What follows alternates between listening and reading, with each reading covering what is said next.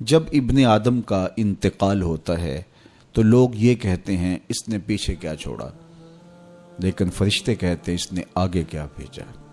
دنیا پہ اس موضوع پہ بات چھڑی ہوتی ہے، اس کی جائیداد کتنی، اس کے بنگلے اور کوٹھیاں کتنی ہیں، اس کا بینک بیلنس کتنے ہیں، کتنی فیکٹریاں چھوڑ کے گیا ہے۔ اخبار میں بھی آتا ہے کہ فلاں صاحب فوت ہو گئے اور اپنے ترکے میں یہ چھوڑ گئے، اپنی اولاد میں یہ چھوڑ گئے۔ تو یہاں یہ عنوان چڑھا ہوتا ہے کہ اس نے پیچھے کیا چھوڑا، لیکن فرشتوں کے مجلس کے اندر یہ عنوان چڑھا ہوتا ہے اس نے آگے کیا بھیجا۔ تو ہم نے یہ دیکھنا ہے کہ اس مختصر سی زندگی میں ہم نے آگے کیا بھیجا ہے۔ فرمایا ابن آدم کہتا ہے مالی مالی، میرا مال میرا مال۔ اس کا مال وہی ہے جو اس نے کھایا اور ضائع کر دیا، پہنا اور پرانا کر دیا، یا اس نے آگے بھیج دیا۔ یہ تین مال اس کے ہیں، باقی اس کا نہیں ہے، باقی اس کے وارثوں کا ہے، اور وہ آنکھ بند ہوتے ہی ترکہ ہو جاتا ہے۔ اور یہ جو بہت بڑا نام تھا، بہت بڑی شناخت تھی، بہت بڑے عہدے اور منصب کا مالک تھا، یہ روح نکلتے ہی میت بن گیا۔ اب ہر کوئی یہ کہہ رہا ہے کہ میت کو اتنے بجے دفن کریں گے، میت کو غسل دیا جا رہا ہے، ڈیڈ باڈی ہاسپٹل میں پڑی ہے، ڈیڈ باڈی وہاں سے چل پڑی ہے۔ تو یہ عنوان چھڑے ہوتے ہیں۔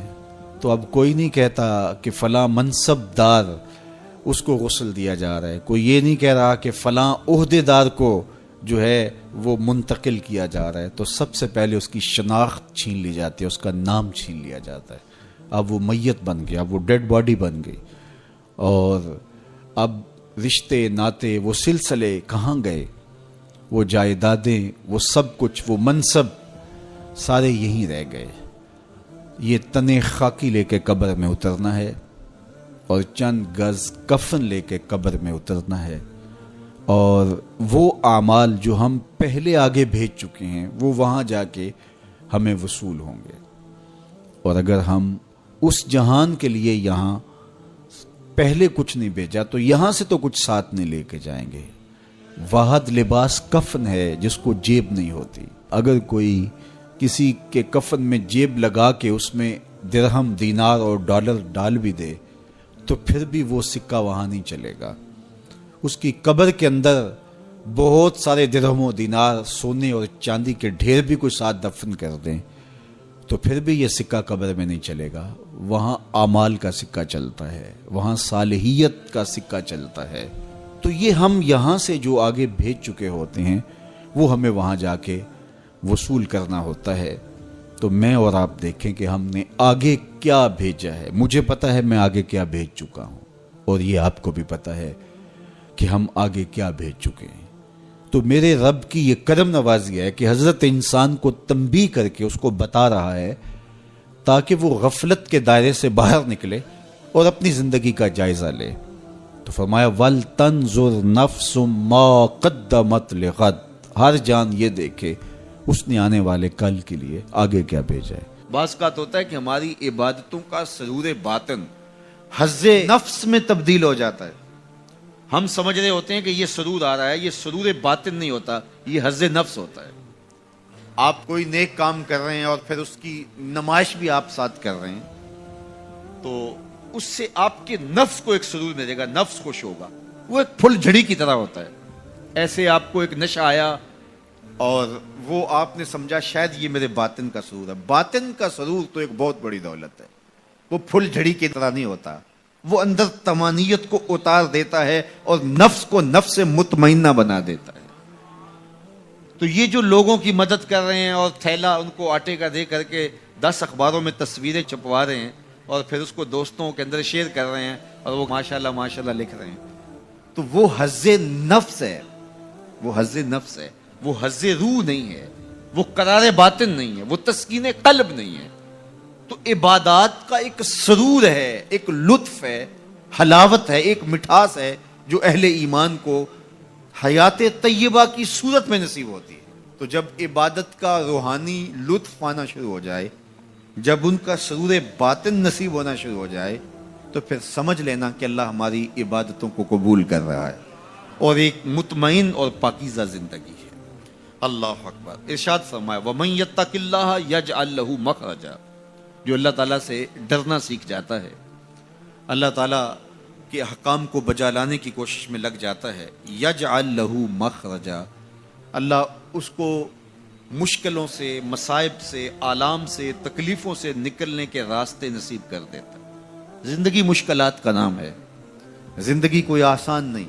وہ کسی نے کہا تھا زندگی ہے یا کوئی طوفان ہے، ہم تو اس جینے کے ہاتھوں مر چلے۔ تو زندگی ایک مشکل مرحلہ ہے، لیکن جب بھی مشکل آتی ہے اللہ کوئی راستہ عطا کر دیتا ہے اور آپ کو آسانی سے اس مشکل سے نکال دیتا ہے۔ وہ مشکل آپ کے لیے ذلت کا ذریعہ نہیں بنتی، بلکہ اس مشکل کی کوکھ سے ایک راستہ نکلتا ہے اور جو ہے وہ روشنی پھوٹتی ہے۔ تو یہ ہے اللہ کی طرف سے تمہارے لیے ایک مخرج، اللہ تمہارے لیے ایک راستہ نکالتا ہے۔ تو یہ اس کا مقصوم ہے جو اللہ سے ڈرنے والا ہوتا ہے۔ وَيَرْزُقْهُ مِنْ حَيْثُ لَا يَحْتَسِبُ، اور اللہ اسے وہاں سے رزق دیتا ہے جہاں سے اسے گمان بھی نہیں ہوتا، اس کے لیے غیبی دروازے رزق کے کھول دیتا ہے، اس کی ضروریات اللہ اپنے کرم سے پوری کرتا ہے۔ اللہ سے ڈرنا سیکھ جاؤ، مشکلات آسان ہو جائیں گی، تکلیفیں آسان ہو جائیں گی، مشکلات سے نکلنے کے راستے کھلنا شروع ہو جائیں گے، آلام و مصائب کے پہاڑ راستے سے ہٹنا شروع ہو جائیں گے۔ یہ اللہ تعالیٰ جل شانہ کا یہ ایک نظم ہے۔ وہ 3 اشخاص کی کہانی تو آپ جانتے ہیں جو غار میں پھنس گئے تھے، پھر انہوں نے اپنے صالح اعمال کا وسیلہ اللہ کی بارگاہ میں پیش کیا اور پتھر سے رکھنا شروع کیا۔ تو اللہ فرماتا ہے کہ میں راستے نکال دیتا ہوں اور وہاں سے رزق دیتا ہوں جہاں سے اسے گمان بھی نہیں ہوتا۔ وَمَن يَتَوَکَّلْ عَلَى اللَّهِ فَهُوَ حَسْبُهُ، اور جو اللہ پر بھروسہ کر لیتا ہے اللہ اس کے لیے کافی ہو جاتا ہے۔ یہ ان لوگوں کا مقصوم ہے، ان لوگوں کی کہانیاں ہیں جو اپنی زندگی کو اللہ کے راستے پہ ڈال دیتے ہیں، اور وہ لوگ جو اپنی خواہشات کے بندے ہوتے ہیں اللہ ان کی زندگیوں کو تلخیوں میں مبتلا کر دیتا ہے، دولت کے باوس وہ اذیتوں میں زندگی بسر کرتے ہیں۔ ارشاد فرمایا وَمَنْ عَرَضَ عَنْ ذِکْرِی، جو میرے ذکر سے اعراض کرے، میری یاد سے منہ پھیر لے، میرے بتائے ہوئے احکام پر عمل کرنے کی بجائے ان سے روگردانی کرنے کا مزاج پیدا کر لے، فَإِنَّ لَهُ مَعِیشَةً ضَنْکَ، ہم اس کی معیشت تنگ کر دیتے ہیں۔ جب آپ کے لیے مشکلیں پیدا ہوں، مصائب پیدا ہوں، تو اس وقت ہم دیکھیں کہ ہم سے اللہ کی کوئی نافرمانی تو نہیں ہو گئی۔ جب اس کی نافرمانی ہوتی ہے تو پھر آپ پر مشکلات آتی ہیں، آپ کی معیشت تنگ ہوگی، آپ کی اولاد نافرمان ہونا شروع ہو جائے گی، آپ کے معاملے پیچیدہ ہونے شروع ہو جائیں گے، لوگوں سے الجھاؤ پیدا ہونے شروع ہو جائیں گے، اور مخلوق خدا سے آپ کی دوریاں اور جو ہے وہ لوگوں کے دلوں میں آپ کے لیے نفرت کے جذبات پیدا ہونا شروع ہو جائیں گے۔ یہ دلیل ہے کہ آپ سے کوئی ایسی بات ہوگی جس سے آپ کا رب آپ سے ناراض ہے، اور جب آپ کا رب آپ سے راضی ہوتا ہے تو آپ کے لیے راہیں کشادہ ہونا شروع ہو جاتی ہیں، راستے کھلنا شروع ہو جاتے ہیں۔ اس لیے مشکلات میں اللہ تعالیٰ کی طرف رجوع کریں۔ قرآن مجید میں دوسرے مقام پہ ارشاد فرمایا من کان فی ہذہ اعمی فہو فی الآخرۃ اعمی واضل سبیلا، جو اس دنیا میں اندھا رہا کل قیامت کے دن بھی وہ نابینا اٹھایا جائے گا۔ دنیا میں اندھا رہنے سے کیا مراد ہے؟ اس نے اپنے مقصد زندگی کو ہی نہ سمجھا۔ 60 سال کی، 70 سال کی، 50 سال کی زندگی عطا کی گئی تھی۔ یہ زندگی کیوں عطا کی گئی ہے؟ وہ منصوبہ بندی اس دنیا کی زندگی کے لیے تو کرتا رہا، سویر سے شام تک، شام سے سویر تک لگا رہا جی میں اپنا مستقبل ٹھیک کر رہا ہوں۔ 18 19 20 سال تک اس نے پڑھا، دن رات محنت کی، پھر اس کے بعد ڈپلومے کیے، اس کے بعد اس نے ہنر سیکھا، پھر کاروبار میں آیا، دن رات ایک کر دیا، خوشیاں چھوڑیں، شادیاں چھوڑیں، دوست چھوڑے کہ بس میں اپنا مستقبل بنانا ہے۔ 30 سال کی زندگی میں اس کا مستقبل سیدھا ہوا، 45 سال کی زندگی میں بیماریوں نے حملے کر دیے، 50 سال کی زندگی میں انتقال کر گیا۔ 15 سال کا مستقبل تھا اس کا، جس کے لیے اس نے جو ہے وہ 35 سال 40 سال صرف کیے۔ یہ تھا اس کا ٹوٹل مستقبل۔ کسی کا 20 سال کا مستقبل ہوگا، کسی کا 30 سال کا ہوگا، لیکن وہ مستقبل کو بھول گیا جس کا ایک دن 50,000 سال کا ہے۔ 50 سال کا نہیں، 50-100 سال کا نہیں، قرآن بتاتا ہے 50,000 سال کا ایک دن، پھر نہ ختم ہونے والی زندگی۔ میاں صرف اس زندگی کو مقصود تو وہ سمجھے جس کا آخرت کا عقیدہ نہیں ہے، جو یہ یقین رکھتا ہے اللہ رسول پر، اس کو جو ہے وہ کامل یقین ہے، اور قرآن مجید پر اور حدیث طیبہ کے بتائے ہوئے ضابطے اس کو مستحضر ہیں، اور وہ جانتا ہے کہ آخرت ہے، ہم اعمال کی جواب دہی کے پابند ہوں گے۔ یہ دنیا آخرت کی کھیتی ہے، بوائی کا موسم ہے، آخرت کٹائی کا موسم ہے، تو وہ کیسے آخرت سے غافل رہ سکتا ہے؟ تو اگر وہ اس دنیا کی زندگی کو سمجھا نہ اور نابینا رہا تو کل قیامت کے دن بھی نابینا اٹھایا جائے گا۔ وَأَضَلُّ سَبِيلًا، یہ بھٹکا ہوا شخص ہے جس کو مقصد زندگی سے ہی آگے ہی نہیں ہے۔ ہمیں پیدا کیوں کیا گیا، ہم آئے کیوں؟ تو میاں ہم اس دنیا پر آئے ہیں تو ہمارے آنے کا کوئی مقصد تھا، مدعا تھا۔ اس مدعا کو حاصل کرنے کے لیے ہمیں دن رات کوشاں رہنا چاہیے، استغفار کریں، تقوی کے خوگر ہو جائیں، شکر کرنے کی عادت ڈالیں۔ جو شکر کرتے ہیں اللہ تعالیٰ ان کو اور زیادہ عطا فرماتا ہے۔ اس طرح دوسروں کی پریشانیاں دور کریں، اللہ آپ کی پریشانیاں دور کرے گا۔ بانٹنے کا مزاج پیدا کریں، آپ کے پاس جو بھی ہے بانٹ دیں، علم ہے تو بانٹیں، خوشیاں ہیں تو بانٹیں، آپ کے پاس دولت ہے تو لوگوں کے دکھ اس دولت سے دور کرنے کی کوشش کریں۔ جب آپ بانٹنا شروع کر دیں گے تو آپ کا رب آپ کو عطا کرنا شروع کر دے گا۔ جو آپ نے دیا ہے، جو بانٹا ہے، وہ بھی آپ کا نہیں تھا، وہ بھی تمہارے رب نے تمہیں دیا تھا، لیکن اس کے بدلے میں جو عطا کرے گا، اللہ اکبر۔ کسی نے کہا کتنا دینا چاہیے، تو کہا اگر تم گن گن کے دیتے ہو تو پھر ایسے ملے گا، اگر بے حساب دیتے ہو تو وہ بھی بے حساب عطا کرے گا۔ وہ کسی زمانے کے اندر کنووں سے زمینوں کو سیراب کیا کرتے تھے، کنویں سے پانی نکال کر کے سیرابی ہوتی تھی، بعد میں یہ ٹیوب ویل آ گئے۔ تو میرے بزرگ فرمایا کرتے تھے کہ کنویں جا کے دیکھو، ان کا پانی بہت نیچے چلا گیا اور بہت گدلا ہو گیا۔ ان کا پانی تو شفاف تھا اور وافر اور فراواں تھا، اب گدلا ہو گیا اور بہت نیچے چلا گیا۔ تو فرمایا کرتے تھے کہ جب یہ کنویں اپنا فیض باہر دیتے تھے، نیچے سے چشمے پھوٹتے تھے، سوتے پھوٹتے تھے، اور اللہ ان کو عطا کرتا تھا۔ جب انہوں نے باہر دینا چھوڑ دیا تو اللہ نے بھی ان کو عطا کرنا چھوڑ دیا۔ اس لیے تم اگر دیتے رہو گے تو سوتے پھوٹتے رہیں گے، کبھی ختم نہیں ہوگا۔ اس لیے اللہ کی راہ میں بانٹنے کا مزاج پیدا کرو جو آپ کے پاس ہے۔ اللہ اکبر۔ میرے حضور نے تو فرمایا کہ تم راستے سے گزرتے ہوئے کوئی چیز جو راستے میں رکاوٹ بن رہی ہو، اس کو راستے سے ہٹا دو تو یہ بھی صدقہ ہے، اور کچھ نہیں کر سکتے۔ کسی کو ہنس کے مل پڑو، مسکرا کے کسی سے بات کر لو، تو فرمایا یہ بھی تمہارا صدقہ لکھا جائے گا۔ یہ نیکی بھی چھوٹی نہ سمجھنا، یہ بھی بہت بڑی نیکی ہے۔ تو جو آپ کے پاس ہے وہ بانٹو، تو انشاءاللہ آپ کو اللہ اور عطا کرے گا، اور زندگی کے اندر ایک تمانیت کا نور اور ایک اجالا پیدا ہوگا۔ اللہ جل شانہ ہم سب کو خوشگوار، مطمئن، پاکیزہ اور خوبصورت زندگی کا نور عطا فرمائے۔ اللہ تمہاری صورتوں کو نہیں دیکھتا، اللہ تمہارے مالوں کو نہیں دیکھتا کہ کون کتنا خوبصورت ہے، کس کے پاس کتنی دولت ہے۔ نہ تمہاری صورتیں دیکھتا ہے، نہ تمہارے بنگلے دیکھتا ہے، نہ تمہاری جائیدادیں دیکھتا ہے، نہ تمہارا بینک بیلنس دیکھتا ہے۔ اسے تمہاری صورتوں سے غرض نہیں ہے، اسے تمہارے اموال سے سروکار نہیں ہے۔ وَلَٰكِن يَنظُرُ إِلَىٰ قُلُوبِكُمْ وَأَعْمَالِكُمْ، وہ تمہارے دل دیکھتا ہے اور تمہارے عمل دیکھتا ہے۔ تمہارے کپڑے پھٹے پرانے ہیں، جھونپڑے میں رہتے ہو، لیکن عمل خوبصورت ہیں۔ تمہارا دل قلب سلیم ہے، اس دل میں اللہ کی محبت، اللہ کا پیار رکھا ہے، اللہ جل شانہ کے محبوب کا پیار رکھا ہے، تو وہ دل خوبصورت ہے۔ تو تمہارے لباس پھٹے پرانے کیوں نہ ہوں، تمہارے رہنے کی جگہ انتہائی ناآسودہ کیوں نہ ہو، لیکن تمہارا دل اچھا ہے، تمہارے عمل اچھے ہیں، تو تمہارے رب کو یہ پسند ہے۔ تو تقوی کا مرکز تمہارا قلب ہے، تمہارا دل ہے۔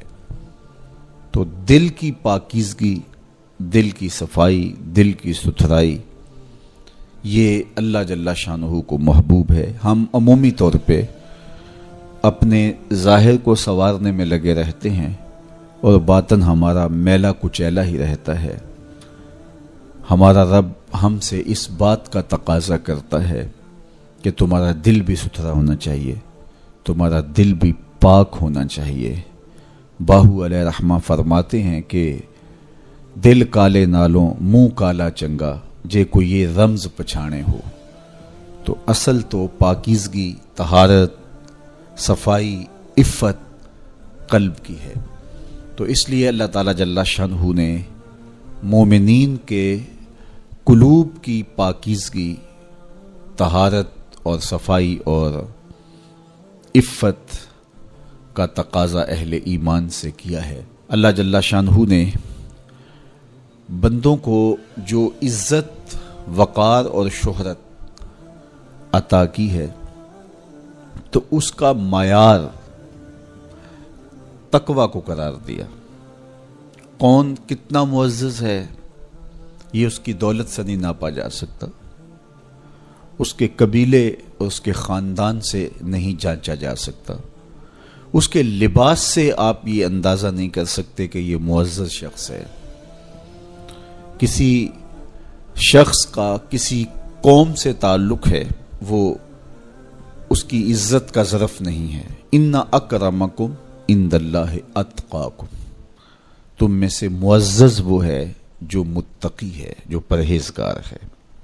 دیکھیے ابو لہب قریشی النسب تھا، لیکن خوبصورت ہونے کے باوجود، عالی مرتبت نسب رکھنے کے باوجود آج بھی اس پر لعنتیں برس رہی ہیں۔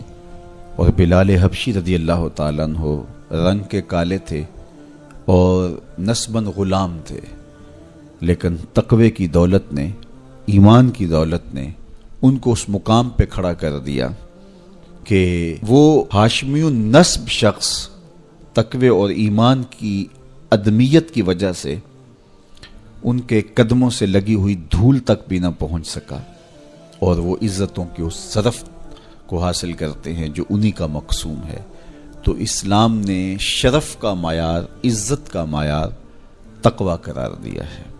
تو اس لیے ہمیں تقوی کو حاصل کرنے کے لیے کوشاں رہنا چاہیے اور ایسے اعمال بجا لانے چاہیے کہ جس سے ہمیں تقوی حاصل ہو۔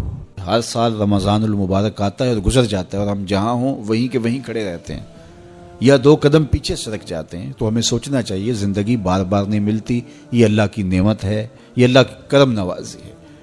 تو زندگی کے جس مرحلے پہ بھی ہیں، بچپن ہے، لڑکپن ہے، جوانی ہے، بڑھاپا ہے، سن کہولت ہے، جہاں بھی کھڑے ہیں، آپ دیکھیں کہ گزرے ہوئے کل سے آنے والا کل بہتر نہیں ہے تو آپ ہلاکت کی طرف سفر کر رہے ہیں، اور اگر آپ کے گزرنے والے دن سے آنے والا دن بہتر ہے تو یہ آپ کے لیے رحمت و راحت کا ذریعہ ہے۔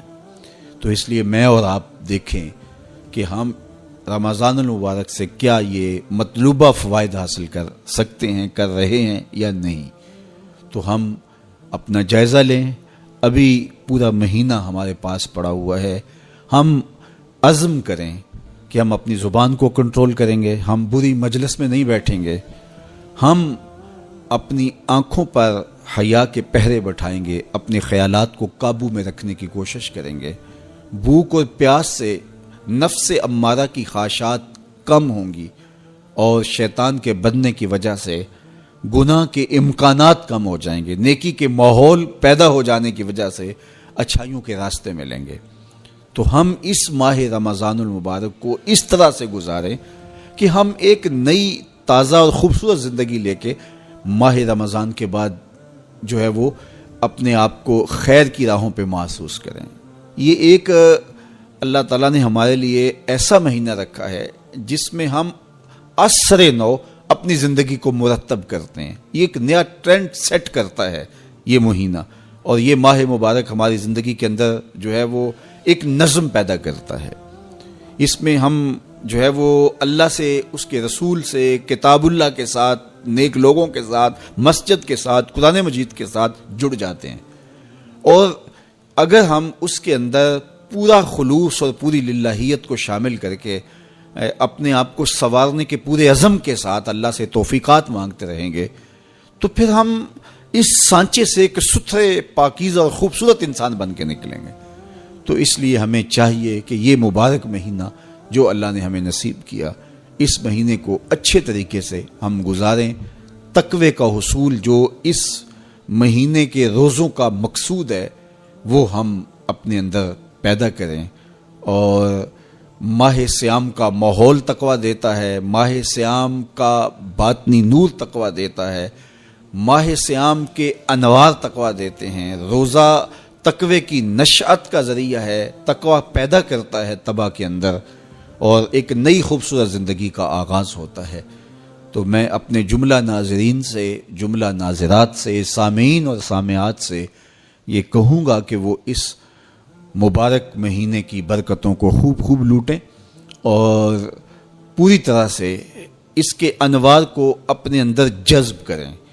جو روشنیاں اور جو فضاؤں کے اندر نور بکھرا ہوا ہے اس کو اپنے اندر اتار لیں اور پوری طرح سے اپنے اندر اس کو جذب کر لیں. پورا مہینہ جب ایک پاکیزہ ماحول میں آپ رہیں گے اور شرور سے، شر سے، بری مجلسوں سے، برے جلیس سے آپ بچنے کی کوشش کریں گے تو ایک مہینہ طبع کے اندر ایک مؤثر تبدیلی لانے کے لیے کافی ہوتا ہے. اور پھر اللہ تعالیٰ نے ہمارے لیے یہ کرم نوازی کیا ہے کہ ہر عمل کا اجر 70 گنا بڑھا دیا ہے. تو گویا ہم ایک قدم اٹھاتے ہیں تو 70 قدم آگے بڑھ جاتے ہیں. تو یہ ہمارا سفر تیز کر دیا جاتا ہے اور ہم تیزی کے ساتھ چل رہے ہوتے ہیں اور ایک مہینہ گویا 70 مہینوں کے برابر ہو جاتا ہے. تو 70 مہینے مسلسل بندہ ایک نیکی کے ماحول میں رہے تو اس سانچے سے جب باہر نکلے تو پھر وہ کیسا نکھرا ہوا اور پاکیزہ انسان ہوگا. تو اس لیے ہمیں اس ایک مہینے کو پوری توجہ کے ساتھ صرف کرنا چاہیے اور اس کے ایک لمحے کی قدردانی کرنی چاہیے. تو دیکھنا پھر یہ مہینہ کس طرح زندگی کے اندر ایک نئی خوبصورت تبدیلی پیدا کرتا ہے. میں آپ سب لوگوں کے لیے دعا کرتا ہوں کہ اللہ اس ماہ مبارک کو، اس ماہ رحمت کو، ماہ نور کو میرے لیے، آپ کے لیے کرم نوازیوں اور رحمتوں کا ذریعہ بنائے. یہ بات ذہن میں رکھیں. کمایا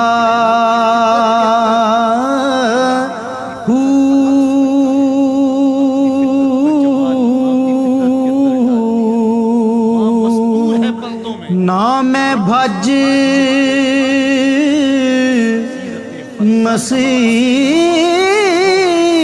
مسیتی وڑیا نا تسبہ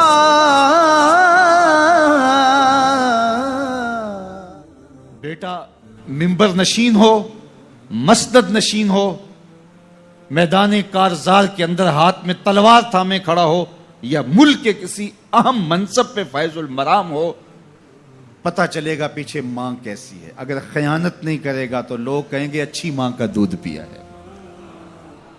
تو ماں اچھی ہو تو اس کی تربیت بولتی ہے.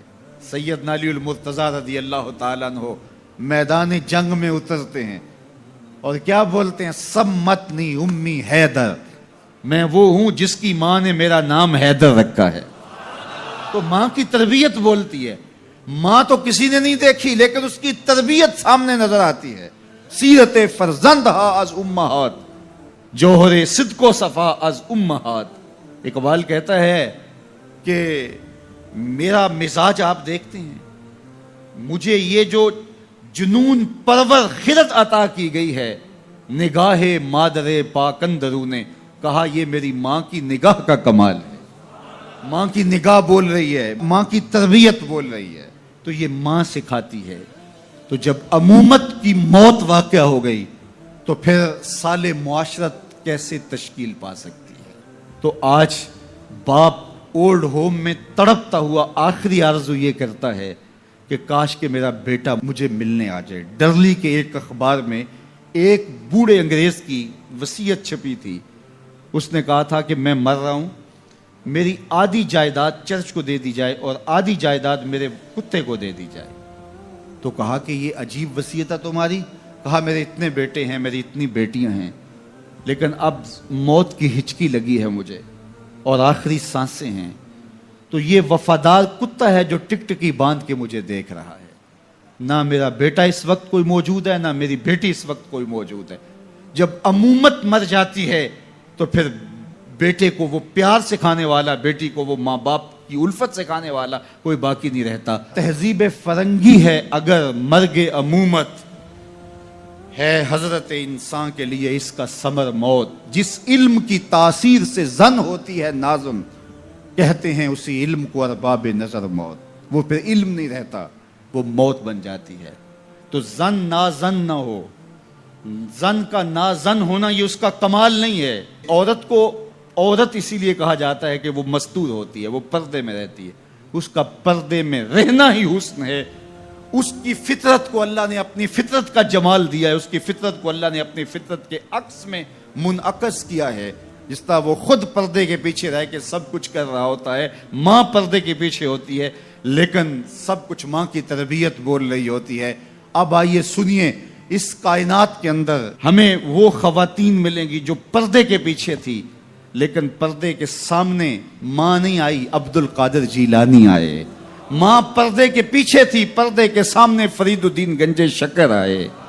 ماں پردے کے پیچھے تھی، مہر و ماں نے بھی آنچل نہیں دیکھا لیکن پردے کے سامنے کربلا میں حسین ابن علی آئے. تو یہ پردے کے سامنے آئے، وہ پردے کے پیچھے تھی. تو جب مائیں پردے کے پیچھے ہوں تو پھر بیٹے جو ہیں وہ پردے کے سامنے آ کے وہ نقش ثبت کرتے ہیں کہ جو لوگوں کے زندگی کے نقوش کو جو ہے وہ اجال دیتے ہیں اور تقدیر بدل دیتے ہیں. تو اس لیے ماؤں کی ذمہ داریاں گھر سنبھالنا ہے.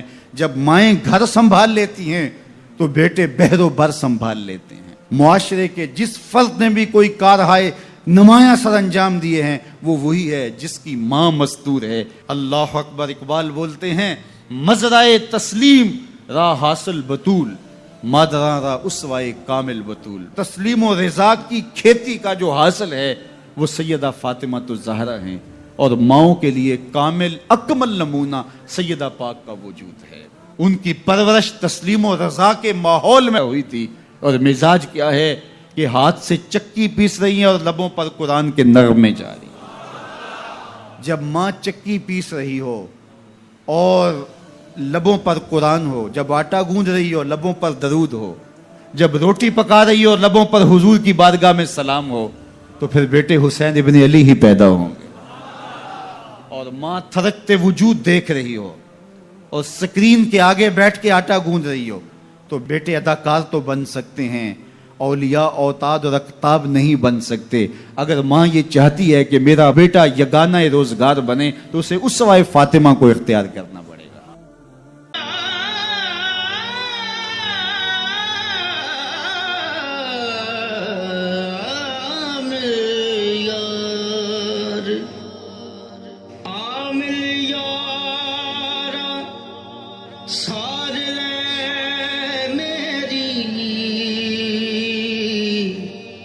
جان دکھاں